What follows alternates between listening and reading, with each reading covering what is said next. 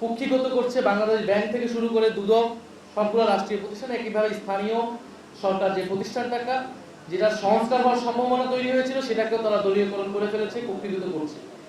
এই পর্যায় থেকে অতি দ্রুত আমাদেরকে বের হতে হবে এবং বের হওয়ার জন্য অতি দ্রুত স্থানীয় সরকার নির্বাচন দিতে হবে। আজকে আমরা সেই দাবিটা এখানে রাখলাম যে আগামী 6 মাসের মধ্যে ধাপে ধাপে আমরা মনে করি সকল পর্যায়ে স্থানীয় সরকার নির্বাচন দিয়ে দেওয়া সম্ভব, দিয়ে দেওয়া উচিত, এবং যারা প্রশাসক হিসেবে বসেছে তারা যাতে কোনোভাবেই সেই সিটি কর্পোরেশনের নির্বাচনে অংশগ্রহণ না করে, এই ধরনের বিধিবিধান আসলে থাকা উচিত।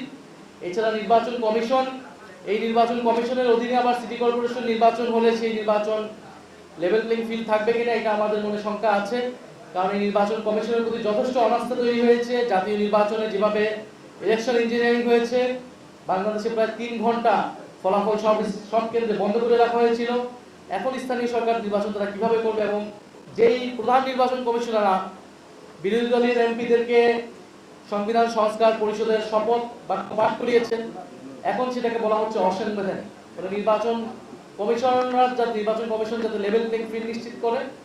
তো আমি জাতীয় নাগরিক পার্টি এনসিপির পক্ষ থেকে আমাদের যেই 5টি সিটি কর্পোরেশনে আমাদের প্রাথমিক মনোনীত প্রার্থী তাদের নাম ঘোষণা করছি।